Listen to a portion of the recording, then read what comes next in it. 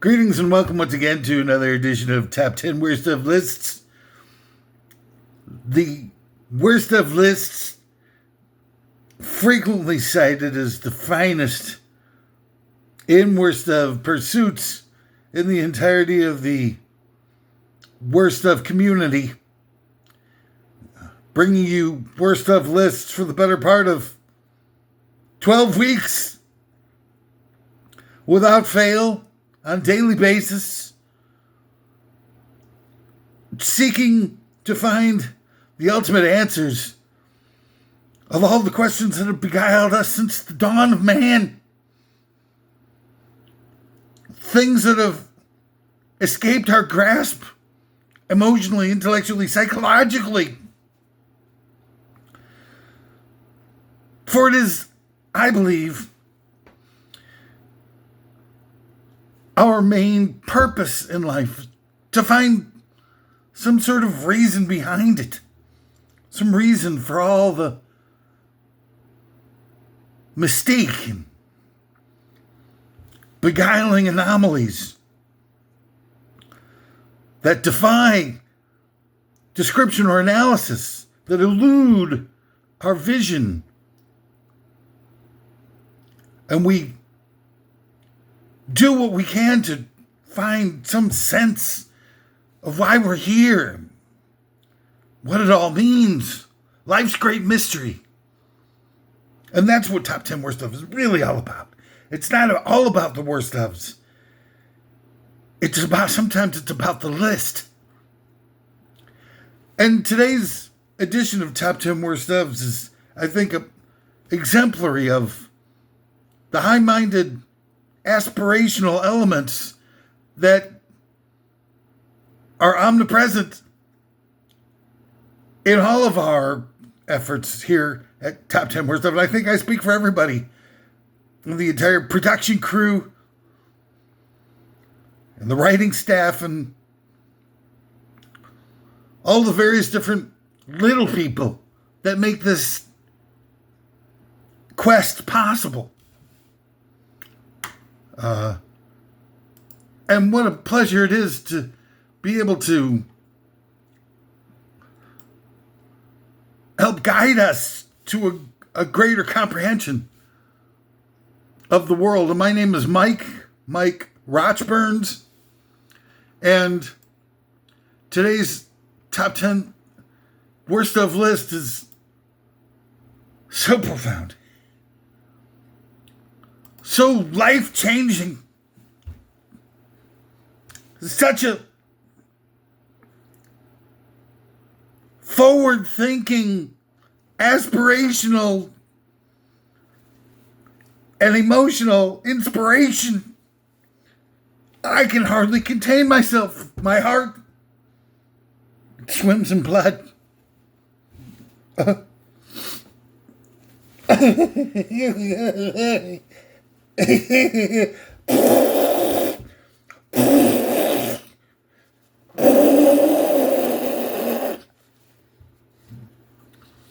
Today's Top 10 Worst Of list is Top 10 Worst Rejected Ideas from Shark Tank. I love Shark Tank. I love Brian Piccolo. But Shark Tank, think about it. Aspirational dreams of people, the odds are against them. Living somewhere between being a pipe dreamer and a cast-off. Having goals, desires, vision in a world that frowns upon such things, and the deck is stacked against them. And yet, they gladly trot out and under the microscope of the public eye, reveal their innermost thoughts and ambitions to what can often be a cold and callous, unresponsive reception. And the people can be so cruel. So awful. Trust me, I know. I've been there. I've tried for 30 years. I did everything I could to help be a catalyst for a nonviolent revolution based on what's good in people to make people too strong to dominate emotionally, spiritually, intellectually, philosophically. Did I say spiritually? That too, if I didn't. I don't know. Failing at every turn. I went from music and saw that the corporate ethos that was necessary to gain access to the mainstream level of distribution was a bridge too far for me to compromise what I looked upon as personal integrity. Plus, I didn't have much talent. And so I moved on. I wrote books, but nobody knows how to read anymore. Woo. Again, a bridge too far. And so I tried making movies. But my goddamn personality and sense of humor was just too freaking weird. And people frowned upon it. It cast aspersions. And again, I was lost. The victim of another bridge too far. And this dry, flaky skin is blowing my freaking mind. It's so goddamn humid out. How can I be flaky to the skin? So much flakiness. Woo! Well, anyway, before we get into this, which I'm sure that you can clearly see is one of the most important top 10 worst of list topics in the history of top 10 worst of list topics. I'm sure you can see this. This is very obvious, I think, to even the casual layperson. I want to clear the air. I'm going to say some things as part of this episode. Me and my team of clog dancing somnambulists who gathered together outside the Stuckies off Route 83 and take copious doses of Excedrin PM mixed with Dayquil and NyQuil together so that we can focus and come up with these lists. We're all climbing along life's edge, okay? And on a precipice where on one side is conformity and homogeny and, quite frankly, a heck of a lot of powdered Adderall. And on the other side is a precipice leading to a perilous, infinite abyss. These are very delicate situations to find balance and perspective. And so sometimes the perspective isn't exactly easy to prove. I will make assertions and likely draw conclusions. And these assertions and conclusions may gild the lily. I don't know. I feel like they're pretty darn accurate. But I don't want you to trust me. The whole idea of what I'm trying to get across to you is that we're all in a lot of trouble.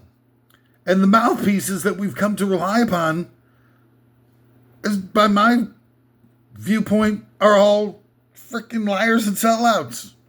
They aren't to be trusted. And I don't expect you to trust me. So that's my disclaimer. But what I can say is that I'm not one of these partisan hacks looking to try and sell you a bill of goods in order to be able to turn you over to the dark side. Have you ever heard the tale of death? Play just the wise. I'm not one of those guys. I'm not freaking Darth Sidious in the guise of, who's that? Palpatine? I'm not Palpatine. I'm not Principal Palpatine. That would be good. To have like a Saved by the Bell, but the principal is Palpatine, because the principal is the prince is your pal. Principal is your pal. Your pal Palpatine, or My Pal Palpatine. That'd be a good movie, huh? Sort of like maybe you could have it be like My Man Godfrey, the old black and white classic, where high school guy, is sort of like you combine elements of like My Bodyguard or whatever that movie was with Star Wars's, and you get My Pal Palpatine, and it's like this kid is kind of trying to figure it all out. He's pretty brainiac-y. He's got some physical attributes and stuff like that. There's potential, a lot of potential. And so there's this guy, sort of like, librarian maybe or something, or the guy runs the local malt shop named Palpatine. And he's kind of, a little bit, people are kind of, they look at him askance. They give him the side eye. And then this kid, sort of lost in the Palpatine, sort of says, "Hey kid, anytime you want, come on by. Have you ever heard of the tale of Darth Plagueis the Wise?" And the kid goes, "No, not really." And then they form a bond, a life bond. And before you know it, the kid is like, next in line for the Sith crown or whatever it is that Sith wear when they're crowned. And it's just like, like a buddy picture, and they go on the road together. Something that turns out to be like a road picture, and they're trying to find the kid's original birth father or something. And it just turns out to be like a buddy comedy, like maybe like Midnight Run or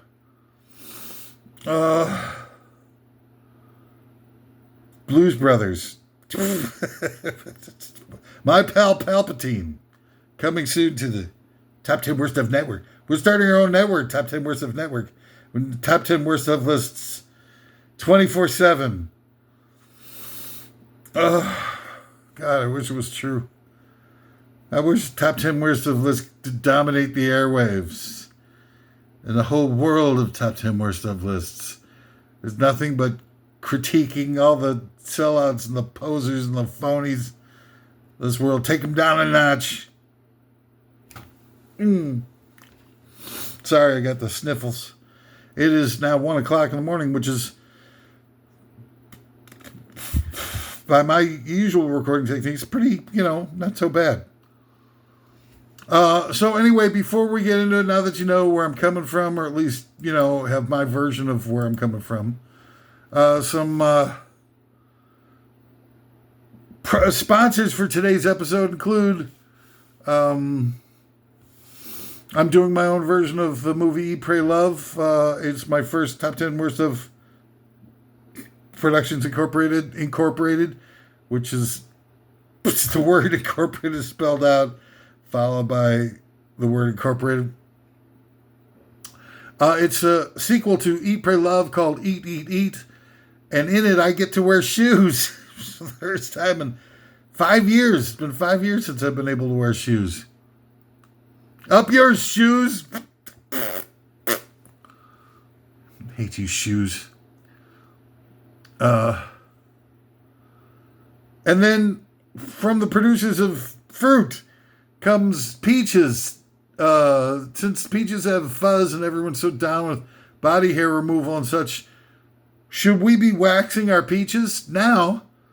At Fuzzbegons, we can delicately wax your peaches to a nectarine level of smoothness, either while you wait or you can drop them off and we'll have them ready for you to pick up as soon as your schedule allows. It's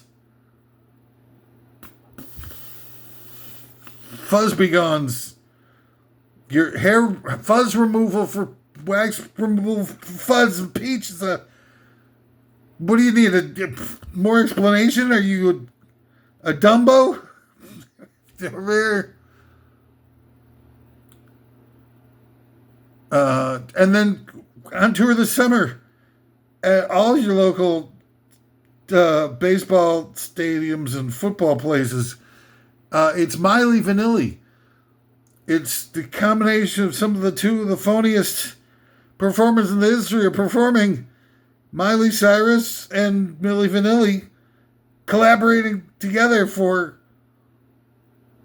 just the most obsequious, obnoxious vanilla garbage. Milli Vanilla, they should call it.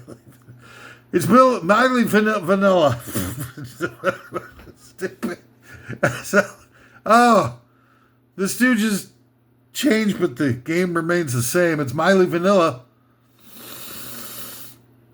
Now available for hundreds of thousands of dollars per ticket for the nosebleed seats. I'm sure you're going to snap them all up, you goddamn... I don't know what the hell is wrong with you. Keep supporting all this garbage. What would I do if I told you Billy Joel was the opening act for Miley Vanilla? You'd be like, oh my God, Billy Joel, I just wet myself. Run to the phone, do everything you can to see Billy Joel. No wonder the world sucks. Guess that I got tickets to see Billy Joel. That's my Bill imitation of Billy Joel. Thank you. Billy Joel, ladies and gentlemen. Coming soon to I don't know, wherever that is, such stupid garbage. God,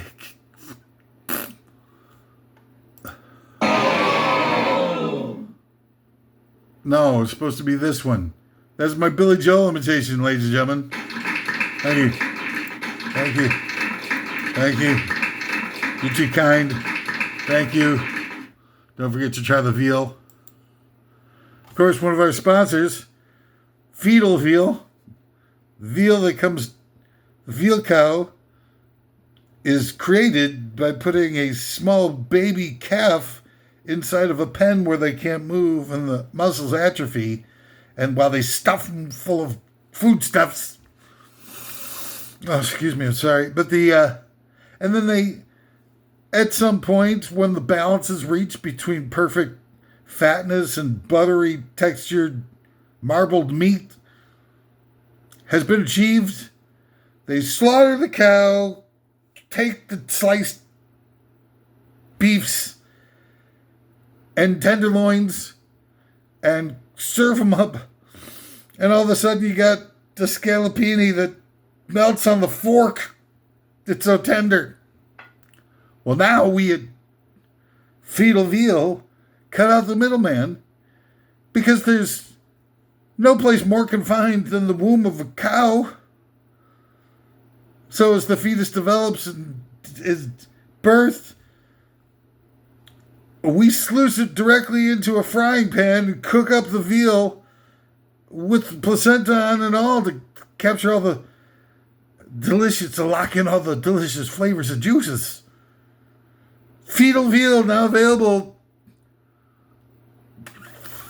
at your local grocer's underwear drawer.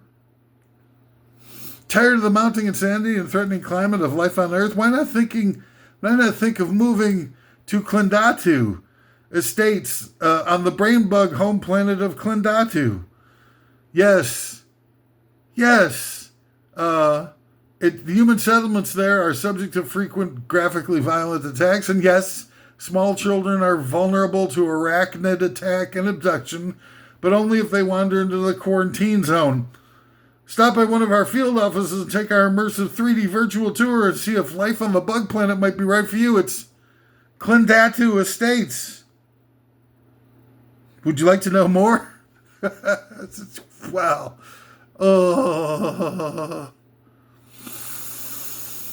Yeah. All right, so let's get on with it, shall we? Jesus, if I keep my frickin' nasal effusions to at least a small drip. All right, so let's do it. Top 10 worst rejected ideas from Shark Tank. One of the most inspiring endeavors in the history of endeavors. I mean, why even try? Shark Tank's got it all. It's over. Shark Tank is the ultimate in endeavors. Don't stop trying. Time to stop trying. All right. So number 10 for the Shark Tank rejected ideas, an eavesdropping network that allows us to spy on our government. I mean, I think that personally that's an idea that's long overdue. Yeah, we complain so much about the intelligence community making such intrusive intrusions into our personal lives. Like, it's almost like it's an adjunct to our own, sort of engagement with the world around us. It's like having a little buddy on our shoulder, like a great kazoo from the Flintstones or something like that. We got a little buddy on your shoulder.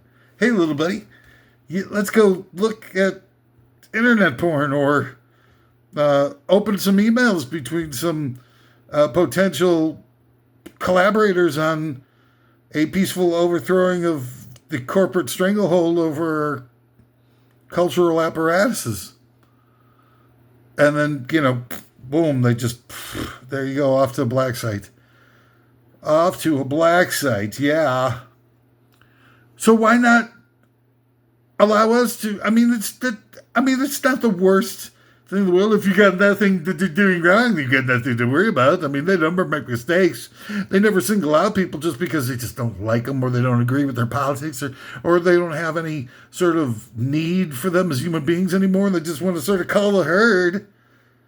It's not like we've got any sort of opposition party in the United States that would go to bat for somebody who's just trying to be, express themselves freely and independently, or that, they have personality type that they're just looking to purge out of the call from the herd, as it were. You wouldn't want that to, get in the way of the government having a sort of ability to be able to disappear anybody that they want to or set up some sort of fake, assassination by mysterious plane wreck or something like that. I mean, the government has a right to do that. It's built into the secret constitution and secret bill of rights that none of us are really privy to. The one, that they wrote up when they were doing the Patriot Act, which says, basically that we have to, abandon freedom to protect our freedom.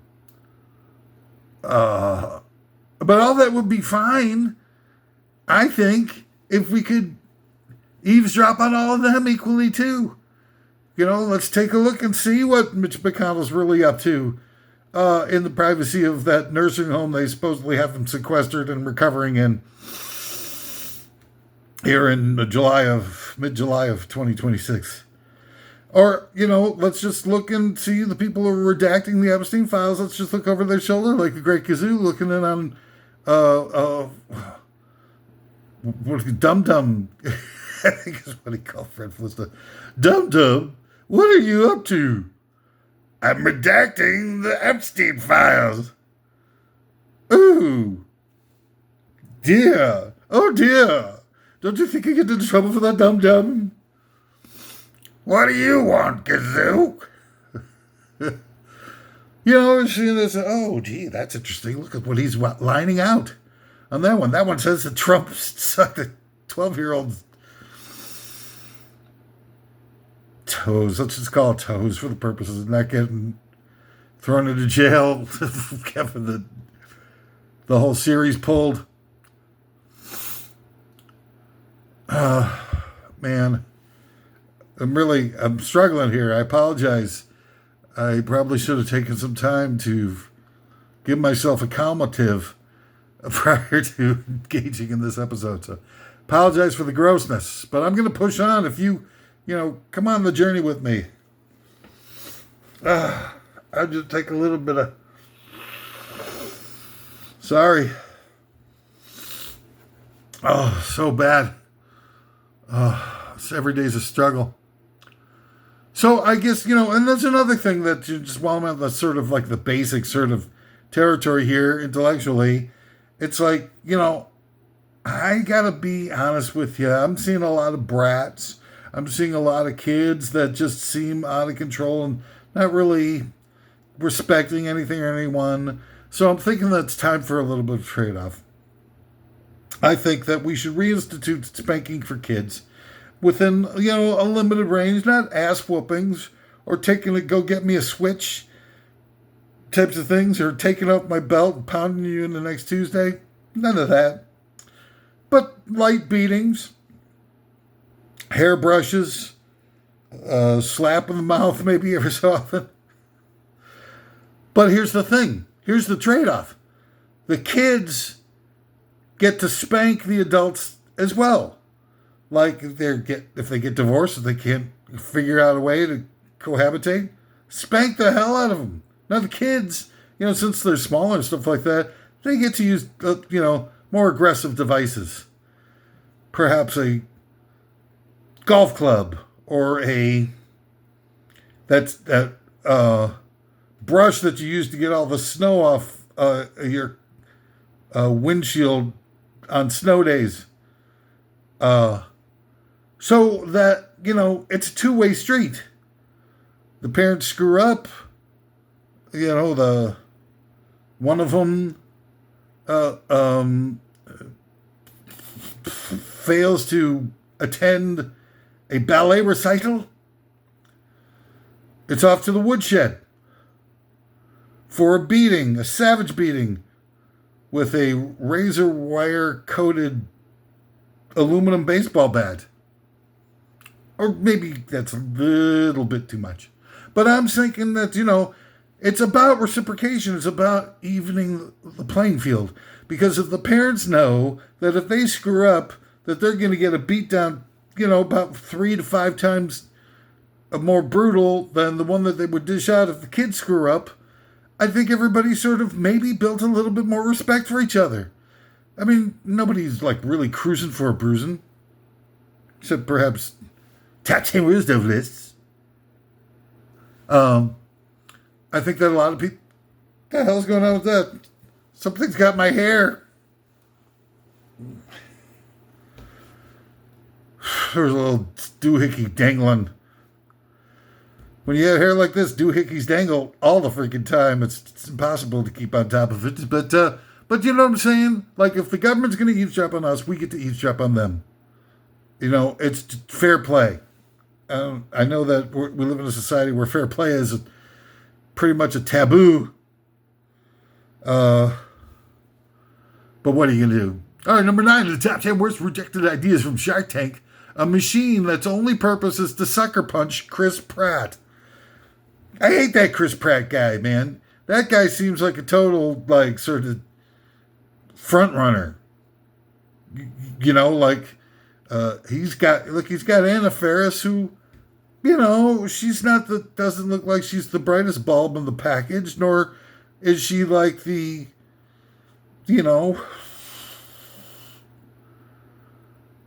like a cover model for fashion or just looks, and the rack is like she's on the itty bitty bleep bleep committee. So, but she's so funny, and she seems so, of the stars, she seems like she might be. I haven't seen her in interviews or nothing like that, but she's got a down to earth vibe. But she's really funny and talented. I mean, super funny and talented. Why would you want to give that up, Chris Pratt? Walking away from Anna Faris? Damn. Life must be pretty damn good for you, huh? And he just keeps taking all these roles where he's playing God. It's Guardians of the Galaxy 2 is playing God. I think that whole sequel of Guardians of the Galaxy 2 is playing Kurt Russell's God and stuff like that. I think it really might have like stuck in the back of that guy's mind, like, maybe I am God. I'm Chris Pratt. He's going around, I'm omniscient. Wow. It's fabulous. This is fabulous. I'm a studly guy. I can kick Anna Faris to the curb and go get myself a Schwarzenegger. And that's what he does. He kicks Anna Faris to the curb. Who kicks Anna Faris to the curb? She's adorable. God, what the frig? And you pick up oh my God, that Catherine, I think it's Catherine Schwarzenegger, looks like such a prim, stick up her ass type. I mean, Jesus, just looking to get that face, what's that lady's name? Maria Shriver's sort of like chiseled, creepy chiseled looks. Maria Shriver, during her heyday, looked like her face was chiseled out of like alabaster or onyx or ivory. And she's like, I'm Maria Shriver. Welcome to today's news. I'm Maria Shriver. Whew, and she married Schwarzenegger, who's the son of a frickin' Nazi brown shirt. You imagine the table in the early days of the Schwarzenegger family table. And I was going, Judgy, I've got you. I'm going. I got you. A shirt lifter. And Daddy turns to young Arnold and goes, "You will not be nothing without my permission. But the judge here, I want to be a weightlifter." Does it involve killing Jews? It will eventually, when I become head of the California government, and many Jews will be killed. Well then, son, I don't see any problem with it. Let's seal the deal by eating some Jews. And, oh, Jesus Christ. I can't believe this has happened. What a failure. Did the Schwarzenegger family eat Jews on holidays and special occasions? The answer is, I don't know. I honestly do not know if they did or not. Am I intentionally saying something provocative just to sort of maybe have the possibility of starting a rumor of the Schwarzenegger family being Jew-hating cannibals? And by virtue of that, since Schwarzenegger married Maria Shriver,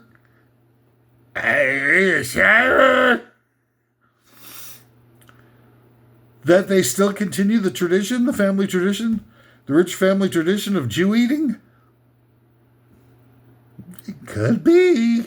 I don't know. I can honestly say that I don't know if the Schwarzenegger family / Shriver family / Catherine Schwarzenegger, who's married to Chris Pratt, and Chris Pratt's family busy themselves on holidays by roasting chestnuts on the open fire and eating roasted Jew with bread pudding.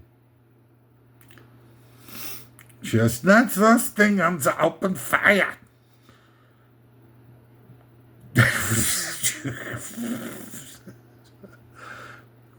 Yes. I get great. Governor Craig Davis shall be exterminated from his position as governor. I shall be the governor.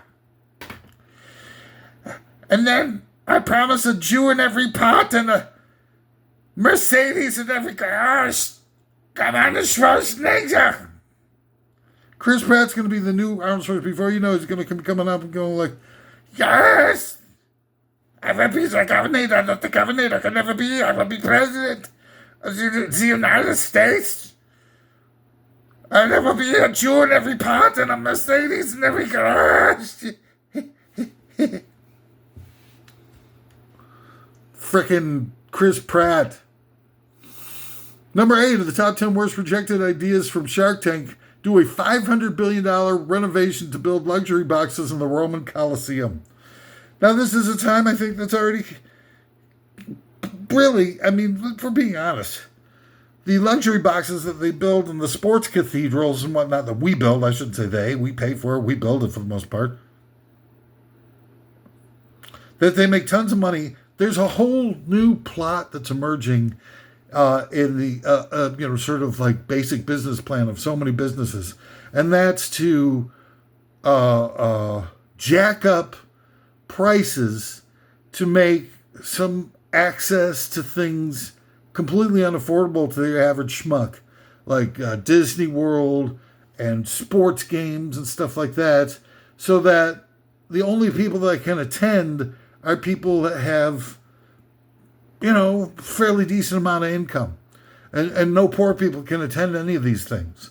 And it becomes more and more exclusionary, but all of these businesses ultimately make the same amount of money because even though they have maybe less people that are coming, they're getting more jack per customer. So it's the same type of thing with skyboxes, where you build giant skyboxes, a whole, like the Dallas Cowboys Stadium has got a whole ring of skyboxes that are, I don't know, to me, look like about 3 stories tall or something like crazy like that. So you get in a bunch of, millionaires, billionaires and their clients and these businesses and everything like that can afford to pay the luxury box prices. And you make, and the robber barons, the most useless creatures on the face of planet Earth are sports teams owners. They do absolutely nothing and make tons and tons of money, make us pay for what amounts to be their factories. And so, I mean, they're just exploitative and pathetic and useless, especially the frickin' McCaskey family, who does absolutely nothing. McCaskies are just pathetic little worm slugs that leave a giant slime trail everywhere they go. Can I say stuff like that without them coming after me? Who is it? Is it the police? Oh, no! Dun, dun, dun. Wait a second, hang on. Wait a second, is it continuity, everything like that? Here we go. Yes. Oh, boy. Indeed. That's me in a... to a T. I'm SOL. I've always been SOL. I've spent 30 years being SOL. That's a large part of why I look like I do. This is what 30 years of being being SOL looks like. It's a pananti. Take the cannolis, leave the... How's that part go? Leave the gun, take the cannolis. Oh, it's so cute. Oh, those murderers, and thieves, and rotten scoundrels who they deal the drugs and they murder the people and stuff like that. It's so cute. Gosh. Think of how lovely that is that they bothered to take the cannolis. Think about the little woman. Oh, I wish I could find somebody like that.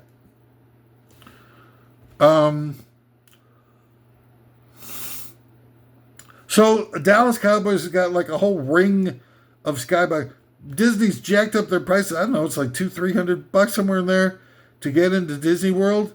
So less people showing up, but they've expanded their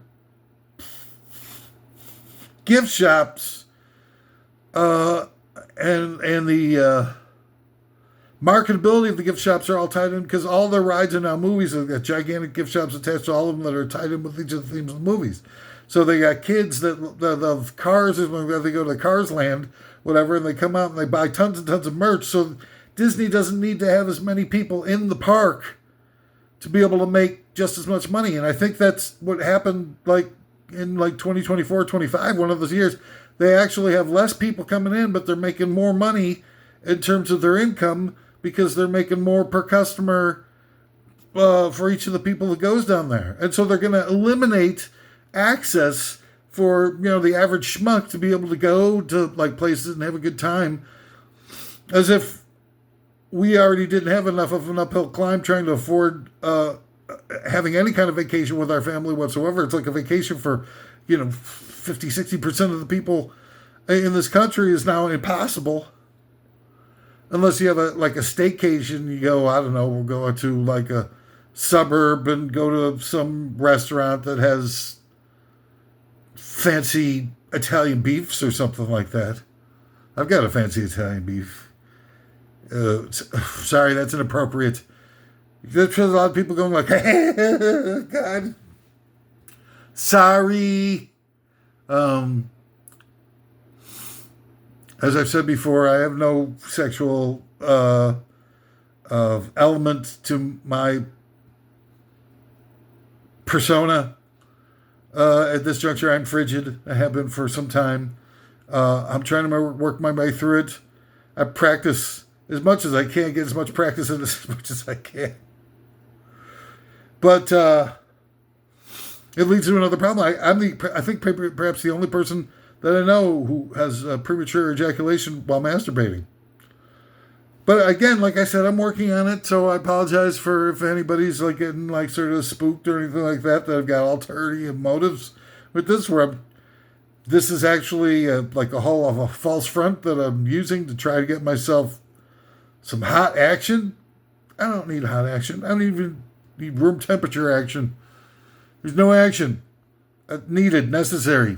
$500 billion renovations for the Roman Colosseum, though, is necessary because, if they have, they don't need the game. The owners of the sports leagues don't care about the game.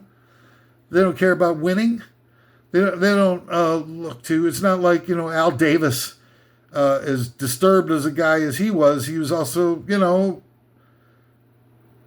he put freaking, what's that guy, Randolph Scott is the guy who's on the side of the Oakland Raiders football helmets. It's Randolph Scott, for Christ's sakes. So he's not the worst of them, certainly. But, here's a guy whose motto was just win, baby.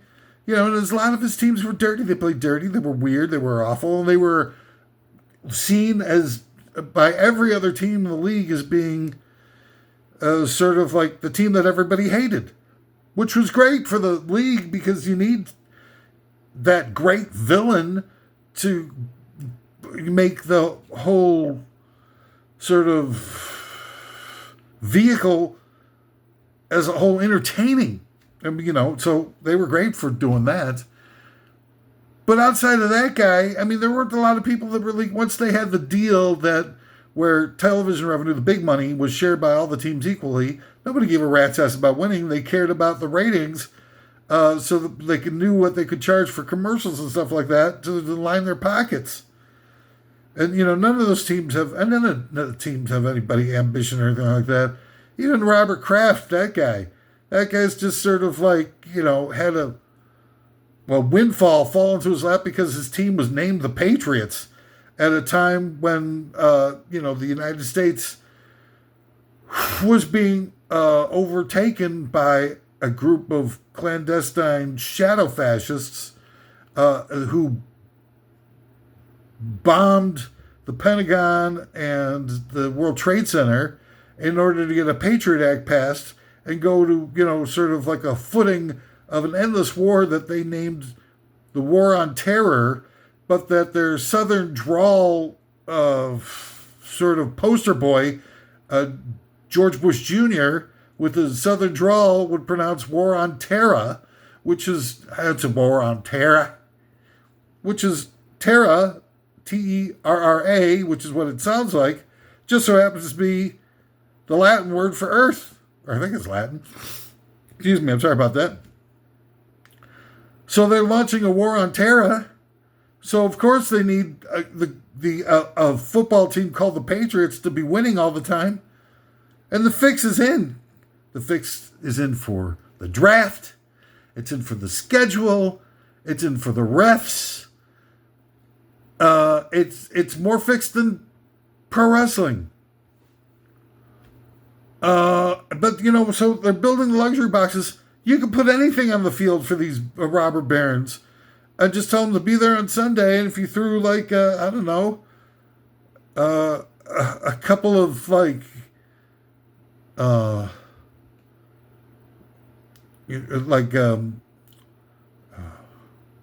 barmaids in skimpy outfits spitting into a spittoon for style points, they'd show up and be like, "So, Miffy, when can we count on you to stop by Yale for your induction ceremony to Skull and Bones?" Miffy Tuffington of the Kennebunkport Tuffingtons. I don't know, they're so Jonathan. I'm so for serious. These people are so detached from the human experience, they're not even human anymore. And so a $500 billion renovation to build luxury boxes in the Roman Coliseum would be a huge boon to the freaking billionaire class. Somebody, buy it out, rename it. What do they call it? Guaranteed Rate Coliseum or something like that. Or,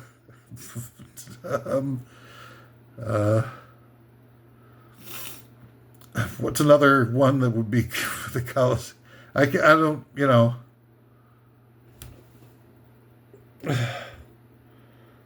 Raymond James Constitution.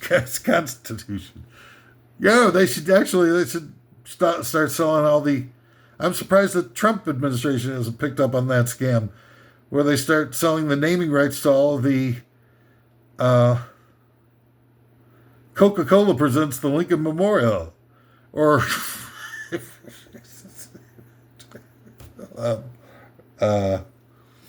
Kentucky Fried Chicken presents the U.S. Constitution, now in a limited showing. And they saw it get to be real controversial because they actually have separate naming rights for the Constitution and the Bill of Rights, and people are like, "Oh my God, that's stepping over the bounds."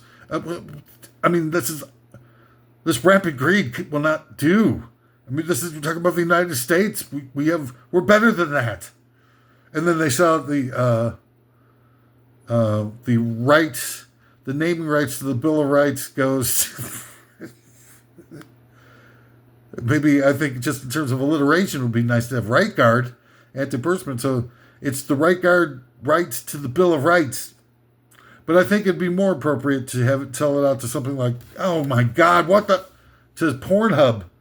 So the Pornhub presents the Bill of Rights, and it's just like, hey, it's whores sponsoring whores.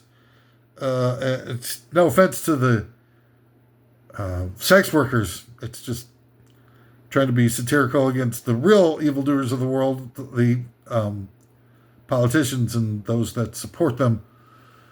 But yeah, think of some of the other, put them in the comments, or some of the other different naming rights that you could think of for yourself. And we might be able to, maybe we'll have, that'd be a great top 10 worst of list. Top 10 worst naming rights for sacrosanct political artifacts. Now the Washington Monument is part sponsored by Turf Builders Fertilizer. Turf Builders Fertilizer presents the Washington Monument. The Turf Builder, then just maybe get rid of the Washington part. Turf Builders Monument. People are, wow. I had something about maybe like the Dollar Store Monument or something like that. Or Dollar General, that's what. Dollar General Washington Monument. For General Washington.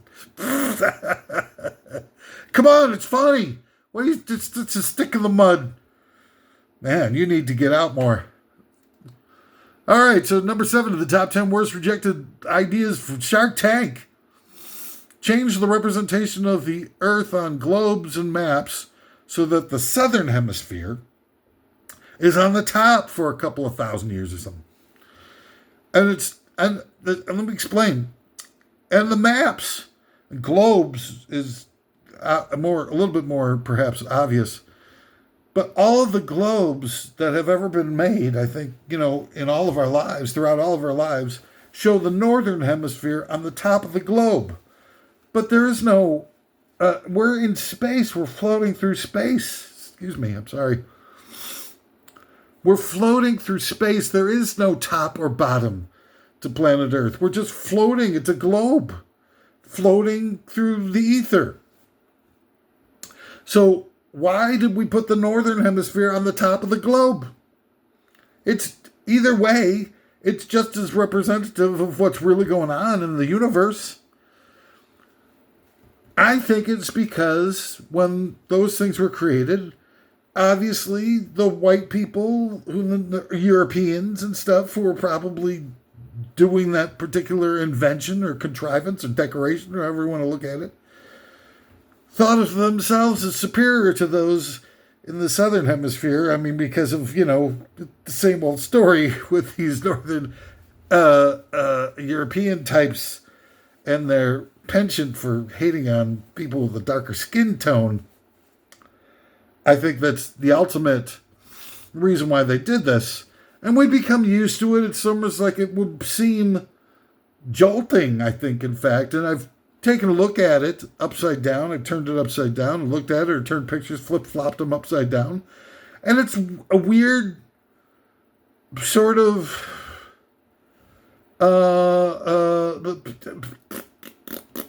thing. I was looking at it like that. Weird. But it wouldn't be weird if we did it like that for 1,000 years. And why wouldn't we? I mean, the Northern Hemisphere has had a nice run. Something probably along the lines of 2,000 years since Galileo, I suppose. Somewhere in there, Copernicus, those guys. Those are the guys who proved at least for the time being, until the flat earthers take over later this afternoon. But I mean, since all that weighs at the time, it's 1,200 something years, something close, maybe 800 years. I don't know. I'm not no freaking Renaissance historian and feeling all those things. Look it up yourself, you goddamn slug. But the fact is, what I'm saying is, for at least like 1,800-ish years, the Northern Hemisphere has been on the top of the globe. They've had their run. It's time to flip the goddamn thing and put the Southern Hemisphere on top and the Northern Hemisphere on the bottom, and see how the people in the Northern Hemisphere, these freaking stuck-up, white-ass, trashy Northern Europeans, like it when we put them on the bottom half of the globe. And it's just as legitimate as having the Northern Hemisphere. We need to stop having such conventional, prosaic viewpoints of things that create deeply entrenched prejudices. Seeing the Southern Hemisphere on the bottom all the time is creating a projection. It might be a low level, might not register much on the whole overall, point system of bigotry and racially based hatred, but it's in there. It's in the mix. So goddamn it, flip the goddamn globe. Southern Hemisphere on top. And again, it's everything that's associated. The North Pole, South Pole, Northern Star, everything like that is all based on what the white people in charge named those things or fashioned those things in the likeness of, so that they could project power onto other people that were getting the short end of the stick. Since most of the people I've had relations with also have learned to live with getting the short end of the stick. So, hey-o, why not try the fetal veal? All right, we're getting real far behind. It's taking me too much goddamn time. I'm digressing too much. I apologize. My sniffles. I don't know what's going on, man. I'm so sorry, but I got to push on. I don't have time to allow these maladies to get in the way of The incessant needs and top 10 worst of lists on a daily basis are too overpowering to relax for even a skosh of a moment of a time. It's just like, it won't. Time waits for no one. Top 10 worst rejected ideas from Shark Tank. Number 6. Create a cyber robot to look and act like early baseball tough guy Ty Cobb, and all it does is roam around the country and do hard slides into rich people's faces with his old-timey spiked cleats. So, they're going to create, I think they're already creating, cyber humanoid robots that will be used to police us as a security force, and which ultimately will probably be turned against us intentionally and used to replace us. But there's got to be people out there who are in the mix on this thing that could do a little bit of maybe a side project and create a invulnerable Ty Cobb robot with titanium spiked cleats, real nasty looking ones. The ones that looks like you need to get a tetanus shot if you even look at them too long. And he goes, we're just going to say, damn Ty Cobb. And he goes attacking rich people with cleats first. Cleats first into the face. Slide. Oh my God, it's Ty Cobb's cleats. And you send them after, just to even the frickin' playing field. God damn it. I mean, we're done. The human race is toast. End of story. Might as well have some fun on our way out. Have somebody create a Ty Cobb cybernetic robot. All right, so anyway, enough of that. Number 5, the top 10 worst rejected ideas from Star Trek, or whatever I'm doing. Number 5, create a very punitive law that goads law enforcement into goddamn process all the backlog rape kits that they're sitting on.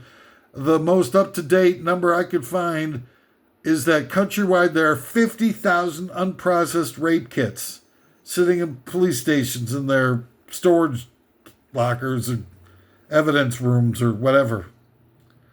50,000 unprocessed rape kits.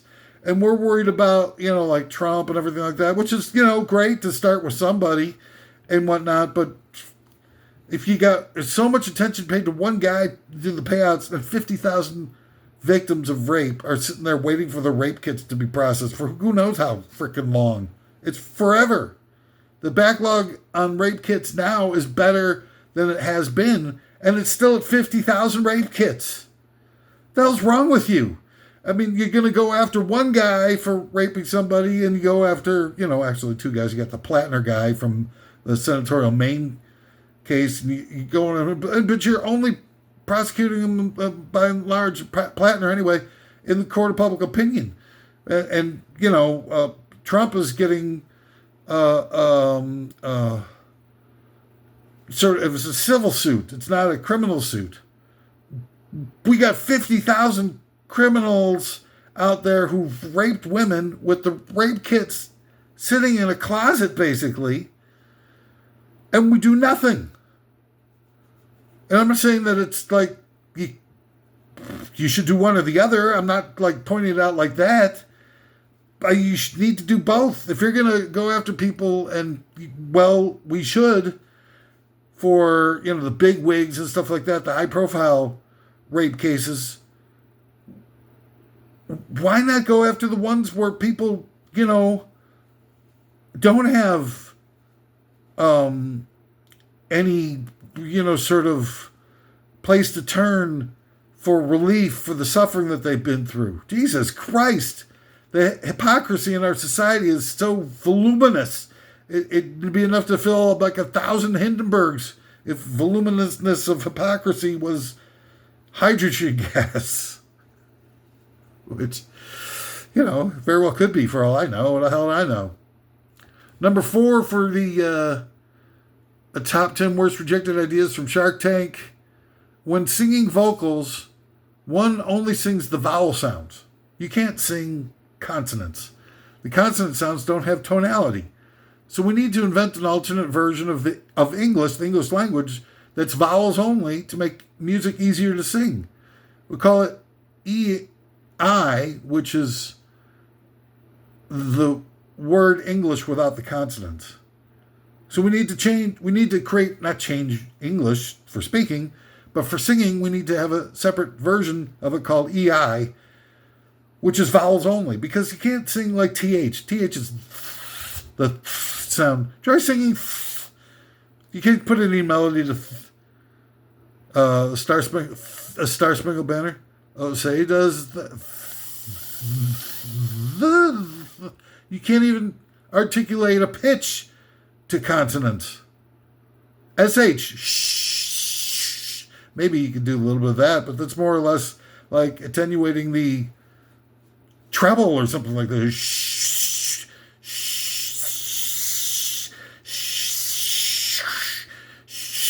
Let's try to do the Star Spangled Banner with just the SH. Well, Star Spangled Banner, you get maybe cards and letters, people like, I'm defiling the. Let's do another song. America the Beautiful.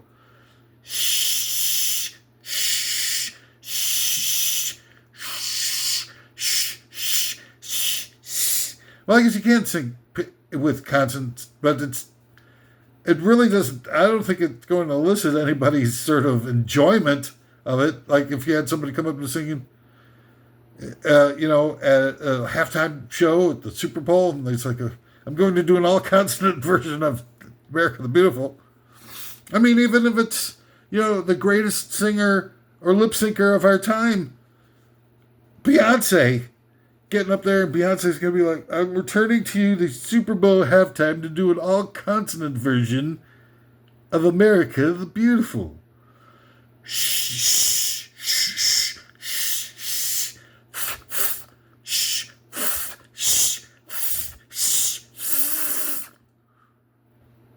I guess it is entertaining. Well, maybe I'm wrong. I can admit when I'm wrong.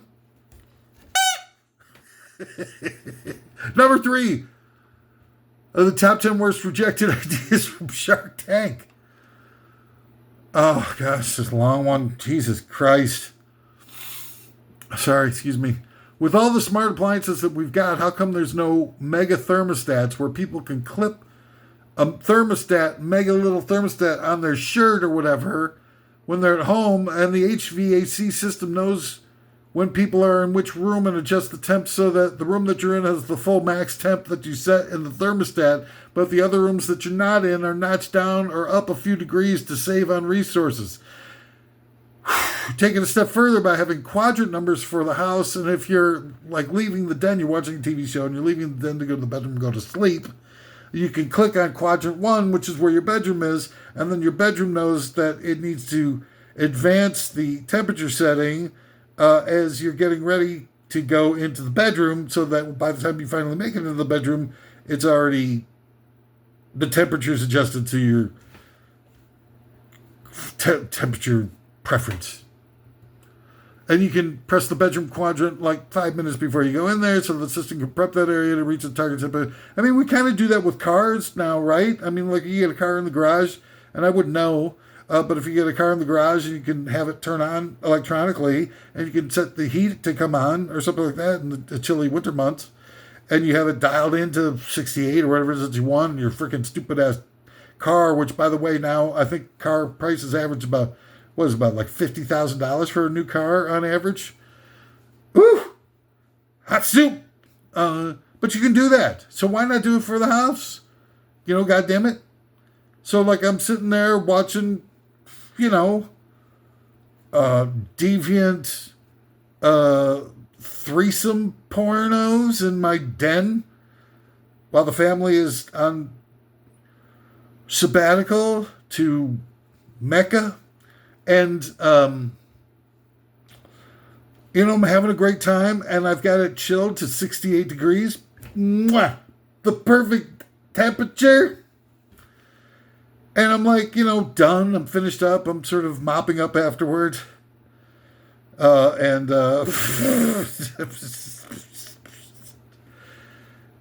I'm getting ready to call it an evening so I can push quadrant 1.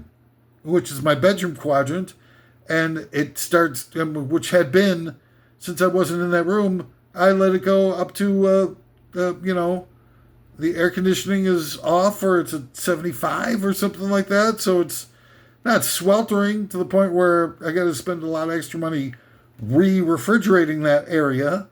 But, it's not providing the energy necessary to keep it at 68. But I press quadrant 1. And by the time I get there 5 minutes later, it's at 68.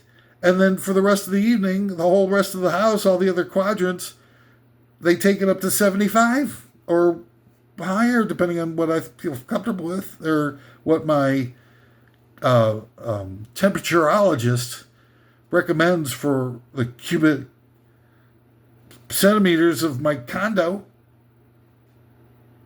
Right? Are you getting this? Is this too complex? I mean, because a lot of you are pretty dull, I've noticed. Maybe that's too complex for you to, maybe, I don't know, we should just skip on to number 2. I think there's a little bit above your pay grade there of an idea. All right, top 10 worst rejected ideas from Shark Tank. Number 2, have a game show called Pyramid of Fortune. Spin the pyramid in the middle of the prize board and points out to what you've won, plus everyone gets a pyramid power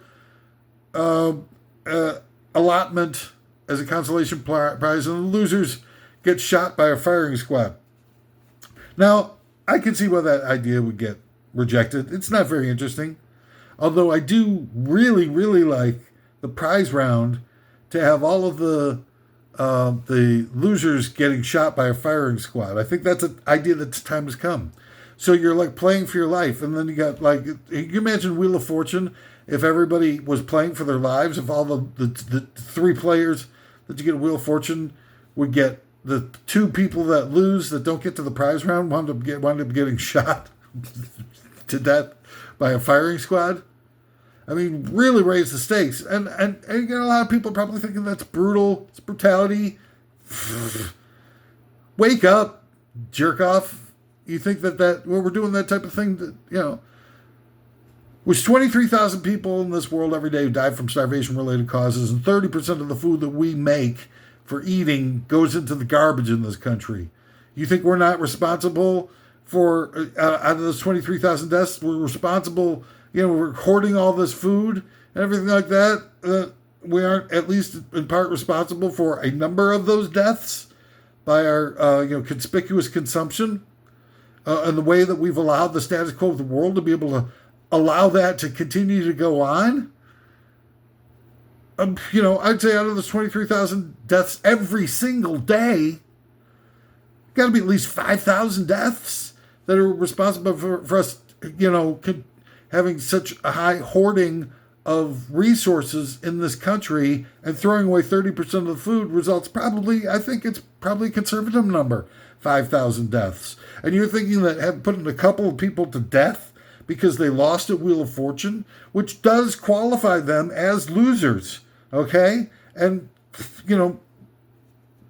just as logical to thin the herd for entertainment value as it is to sort of, be responsible for 5,000 deaths because we can't figure out how to get all the food that we throw into the garbage into the hands and bellies of people who are starving to death. If you're going to have one bloodthirsty element to society, which is way more bloodthirsty than shooting a couple people every day at the end of Wheel of Fortune, I don't know what to do with you. I get so upset. I want to make a run, some laps at a local track and field installation, and make you run until you can't eat your supper. You're just like, you're puking up all the snots and salivas that you've been swallowing all day on an empty stomach, and you're puking up the snots and salivas. That's how angry that you make me. I'm so disappointed. Oh, God. You deserve to have me snotting all over this particular episode. All right, Sam, we finally made it. God, thank God. We made it to the end of this freaking crazy, stupid list. Top 10 worst rejected ideas from Shark Tank. Number 1, make all the newscasters wear vibrators turned on high while they read the news. Let's do that. Why don't we? I mean, It's because so many of you are such prudes. What would really hurt anybody to have newscasters have a few on-air orgasms and stuff like that while they're reading news? And today in tonight's weather,